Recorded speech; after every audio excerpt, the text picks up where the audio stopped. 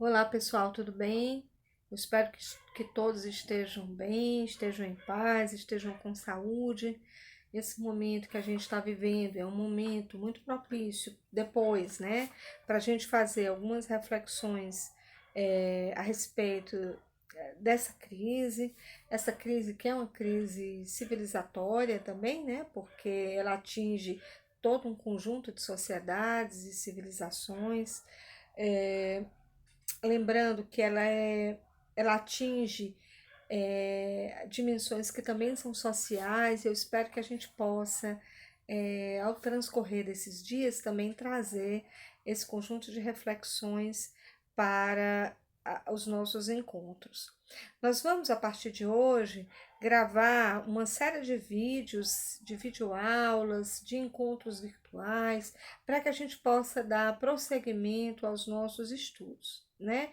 Esse tempo de quarentena, ele é um tempo é, propício para que a gente utilize aí o nosso tempo da melhor forma possível, transformando esse período em que a gente não está lá no nosso centro universitário em encontros que são em rede, né, encontros virtuais e remotos. Espero que a gente possa fazer um bom trabalho. No encontro de hoje, nós vamos conversar dando prosseguimento à nossa aula. Na aula passada, nós terminamos o texto sobre Durkheim. É muito importante que vocês não deixem de ler esse texto e identificar todas as questões que a gente já havia pontuado. A noção sobre solidariedade social, trabalhando as duas noções de solidariedade, solidariedade orgânica e solidariedade mecânica, e também o conceito de fato social, estabelecendo principalmente as características do fato social e também o conceito de anomia, que vai ser muito importante para o direito, o conceito de anomia. Nós trabalhamos em duas aulas diferentemente esse texto. Então eu peço que vocês vejam, leiam o texto e façam um resumo, tentando encontrar aí no texto o conceito de solidariedade social, os tipos de solidariedade social, orgânica e mecânica, e o conceito de fato social, as características do fato social. Tem uma parte desse texto que vai falar sobre uma obra de Durkheim, que é o suicídio. Nós vamos, não era lá naquele período da aula, objeto da nossa discussão é essa obra específica. Porque esse texto que vocês tiveram acesso, que está lá na apostila, ele é um texto que vai tratar de todo o pensamento do autor.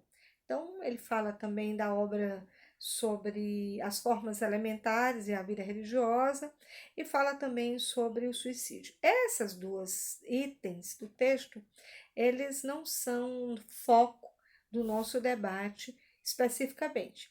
Serve-nos a nossa disciplina, principalmente os conceitos de fato social, de fato jurídico e de solidariedade social, especificando os dois tipos de solidariedade e como existe o direito em cada forma de sociedade, certo? Bom, esse foi um pequeno resumo para que a gente entre dentro da aula de hoje. A aula de hoje, gente, o assunto ele é muito amplo. Por isso, eu vou dividir em dois vídeos. Eu vou fazer aqui uma breve introdução do pensamento da escola crítica, especificando o pensamento de Karl Marx, e no vídeo seguinte eu vou falar um pouco sobre um texto que eu já quero que vocês também já coloquem aí na lista de leitura de vocês, que é um texto chamado Estratificação Social e Direito.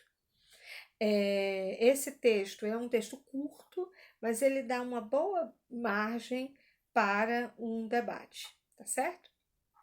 Bom, vocês já devem ter ouvido falar neste autor chamado Karl Marx.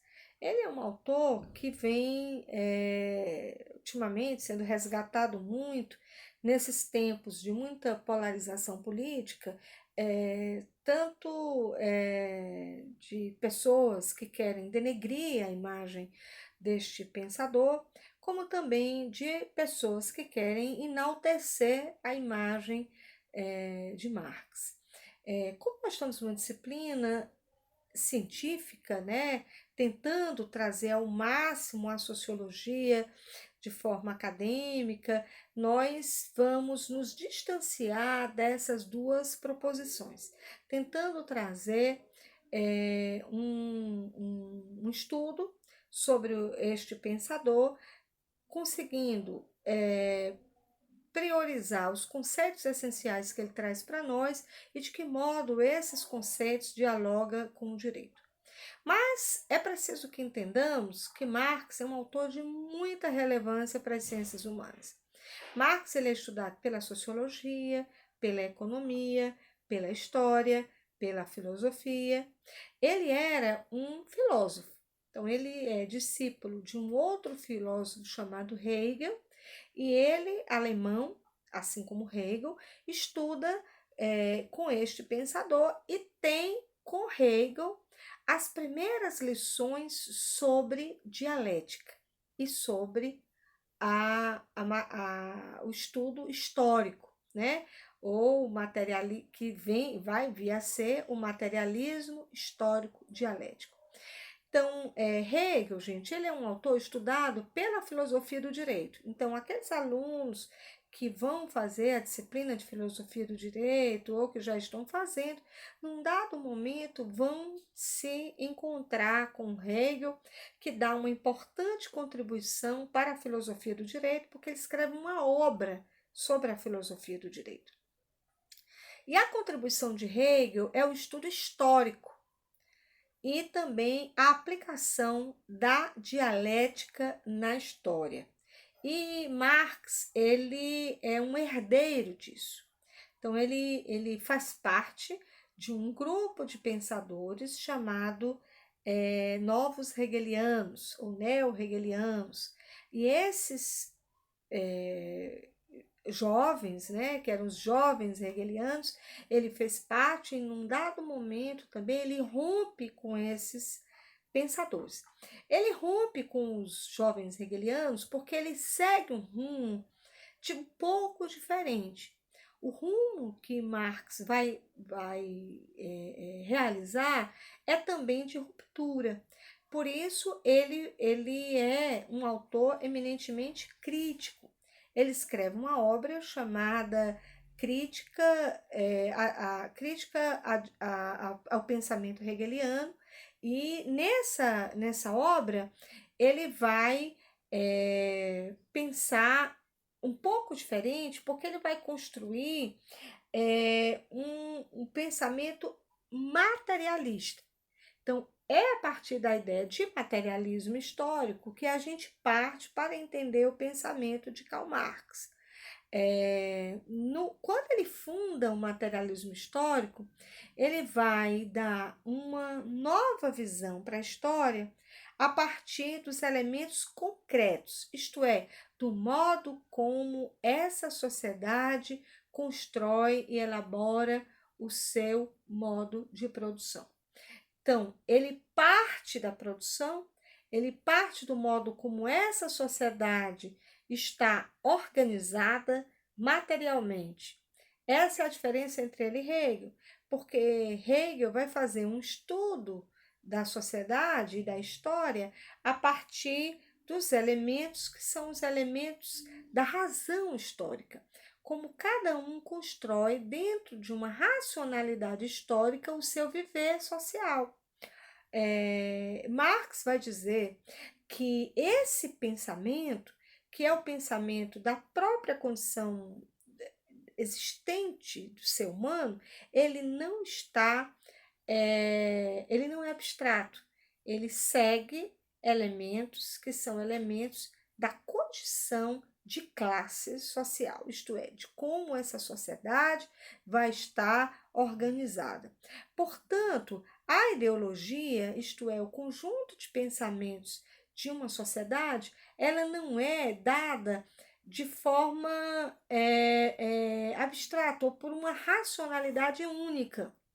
Ela é dada pelas condições de organização e do modo como essa modo de produção vai se desenvolvendo e vai também ali construindo os conflitos de classe. Eu estou aqui sem o meu quadro e os alunos devem estar pensando, essa professora falando sentada, né?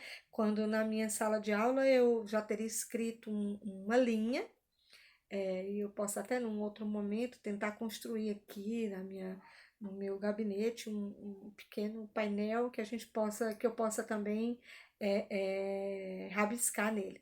Então eu sempre construo, quando eu estou dando essa aula, uma linha para que vocês possam entender que é a linha do pensamento do desenvolvimento histórico. É claro que a história não é linear, mas, e Hegel também não achava que a história era linear, mas havia uma espécie de evolução histórica. Hegel achava isso e Marx também. Então, em cada etapa da história, por exemplo, no escravismo, há duas classes sociais antagônicas. Quem são? Os servos, os senhores e os escravos. Lá no é desta tensão entre senhores e escravos que surge o feudalismo. Então, tem uma frase muito importante de Marx que diz que a luta de classe é o motor da história. Então, por que a luta de classe é o motor da história? Porque o desenrolar histórico, o desenvolvimento da história humana, ele é feito paulatinamente por esses conflitos, que são os conflitos de classe. Então, quando esta classe se antagoniza, elas são. Marx também vai dizer que toda a história da humanidade é a história da luta de classe. Quer dizer, em cada etapa da humanidade há opressores e oprimidos.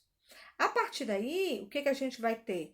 Dentro dessa oposição, surge um momento histórico novo. Então, o feudalismo ele é fruto dessa transformação ocorrida no escravismo.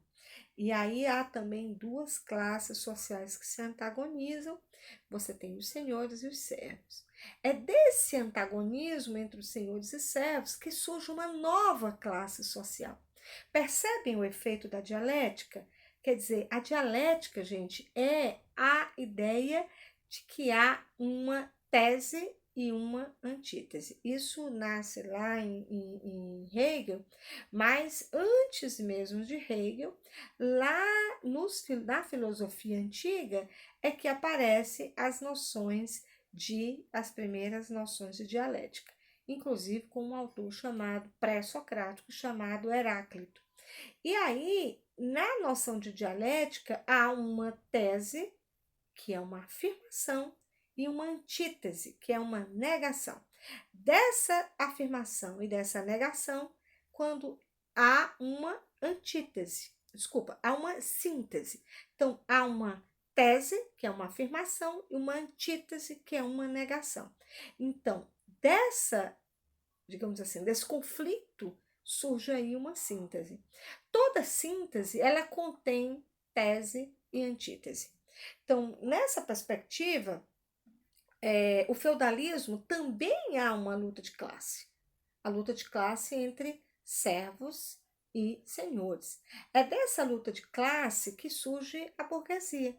Então, a burguesia, que é a outra classe social que vai aparecer lá no capitalismo, ela surge oriunda dessa dialética. Então, o capitalismo ele é fruto do conflito existente aí do feudalismo. E a burguesia, no primeiro momento, é classe revolucionária e passa então a ser classe dominante no capitalismo. O capitalismo, Marx explica, há duas classes sociais antagônicas, a burguesia e o proletariado, que também geram uma nova dialética. Portanto, ele achava que o capitalismo também iria acabar. E é nessa perspectiva desta dialética presente na sociedade capitalista que ele projeta então a sociedade, o socialismo. Então, o socialismo em Marx não é uma utopia. Havia, na época de Marx, os socialistas chamados socialistas utópicos. Vários outros pensadores, por isso que a escola de Marx é considerada a escola crítica, porque ele examinou cada pensamento do seu tempo e fez a crítica e propõe aí uma alternativa a este pensamento. Então, havia no seu tempo os socialistas utópicos. Qual a diferença entre os socialistas utópicos e o pensamento de Marx? É que os socialistas utópicos não diziam como esse socialismo ia ocorrer. Eles não tinham, eles desejavam uma sociedade nova no seu tempo, criticavam o capitalismo, que era fruto da exploração do trabalho, mas ele não dava aí como é que isso ia acontecer. E Marx explica como é que o socialismo pode acontecer. E aí ele vai dizendo que o socialismo surge da dialética, né? Do modelo que cada sociedade se impõe. Tem uma frase de Marx que diz que tudo que é sólido se desmancha no ar. Então, dentro da perspectiva do próprio materialismo, isto é, das condições de produção que tem cada sociedade, ela ali já projeta a sua própria destruição para vir o sistema novo. Sempre que eu estou dando essa aula, surge muito debate e tudo, e os alunos perguntam, professora, mas esse socialismo aconteceu e como é que foi? Quer dizer, eu acho que há um outro capítulo que é pensar o socialismo real, porque Marx chamou isso de socialismo científico. Por quê? Porque ele constrói um argumento lógico, filosófico, inclusive, sobre o surgimento do socialismo a partir dessa explicação, que é a explicação da dialética. Mas isso, Marx morreu antes que o socialismo de fato ocorresse. O socialismo real ocorre em 1917 com a Revolução Russa. E tem uma história também de muito totalitarismo, inclusive com a vinda de Stalin. E isso a gente precisa entender, isso é fruto de uma dinâmica que é uma dinâmica do próprio mundo ocidental, fruto também dos conflitos ocorridos na Primeira Guerra Mundial, enfim, tem uma série de desdobramentos que não estão, nesse momento, não são alvo da nossa reflexão para este encontro. Mas é importante que vocês entendam que quando Marx pensa o socialismo, ele pensa o socialismo como uma fase de transição ao comunismo. Então, ele acha que o comunismo é a fase final. O comunismo, gente, é como se voltasse, então, a um momento em que a sociedade fosse uma sociedade sem estratificação, sem classe, né? Eu sempre brinco dizendo que Marx não poderia ter tido mais utopia do que essa, apesar dele ter criticado os socialistas utópicos, né? Bom, Marx ele constrói um pensamento muito vasto. Alguns conceitos estão numa abrangência sociológica, outros filosóficas, outros da economia. Então, quando a gente parte mais para a questão sociológica, que é o que nos interessa, a gente desemboca na noção de luta de classe. E da economia, por exemplo, vários conceitos. O conceito de mais-valia, o conceito de valor, o conceito de fetichismo da mercadoria, enfim, tem vários conceitos que são da seara econômica. Da seara filosófica, a gente vai ter a ideia de consciência, de existência, vamos ter a noção é, de materialismo histórico, enfim, e a própria dialética materialista que ele constrói. Na sociologia, ele puxa muito para uma dimensão que é que é o que a gente vai precisar, inclusive, para entender o aspecto jurídico disso, é que ele vai nesta crítica que ele faz a Hegel, ele vai construir uma noção de superestrutura e infraestrutura. Por quê? Porque ele vai dizer que a sociedade está organizada a partir dos elementos materiais. Por isso que o pensamento de Marx é chamado de materialista histórico dialético. Então, essas condições materiais, quais são? O modo como essa sociedade está organizada, como ela produz, se ela é capitalista, se ela é socialista, se ela é feudal, se ela é escravista, etc., como nós vimos anteriormente. Então, esse modelo de produção que vai desembocar no modo como esta sociedade constrói aí o seu pensamento e, portanto, constrói a forma como a superestrutura vai se dar. Então, a infraestrutura, Marx diz, determina a superestrutura. Então, o que é a infraestrutura? O modo como a sociedade está organizada, é um modelo produtivo, é um modelo econômico. E o que é a superestrutura? A superestrutura são os elementos coligados ao direito, à política, à religião. Então, Marx vai dizer que o pensamento, que a forma organizada dessas pessoas existirem, ela vai estar relacionada ao modelo de organização econômica. Então, é a economia que dita como é que a sociedade vai estar organizada. Então, se essa sociedade ela é capitalista, a ideologia produzida ali vai ser uma ideologia capitalista, tanto no Estado, como no direito, como na religião, certo?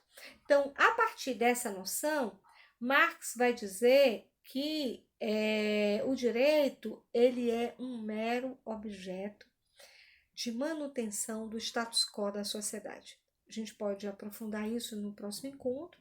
Por quê? Porque vai interessar no nosso próximo encontro o modo como o direito também é utilizado para manter a sociedade. Então, todas essas sociedades que eu falei aí, o escravismo, o feudalismo, o capitalismo, eles estavam estruturados em modelos em que há leis que mantêm o status quo dessas pessoas, né? Um conjunto que opera as instituições políticas e jurídicas que fazem com que a sociedade permaneça coesa e permaneça como ela está. Por isso que Marx achava que tinha que mudar a infraestrutura para que a superestrutura também pudesse ser modificada. Né? A gente pode pensar como, para finalizar, né, o nosso momento de hoje, como é que isso pode operacionalizar na prática? Né? Como, se de fato isso pode ocorrer com a Revolução Russa, e a gente sabe que a Revolução Russa é, ela durou um certo tempo porque ela tinha um fundamento político totalitário. Né? Então a gente precisa associar isso a outros conceitos como democracia, né? Como hegemonia social e etc., para a gente poder fazer essa análise. Mas o que nos interessa agora é nos permitir essa introdução para que a gente entenda a escola crítica, que é a escola que a gente vai entrar no próximo encontro.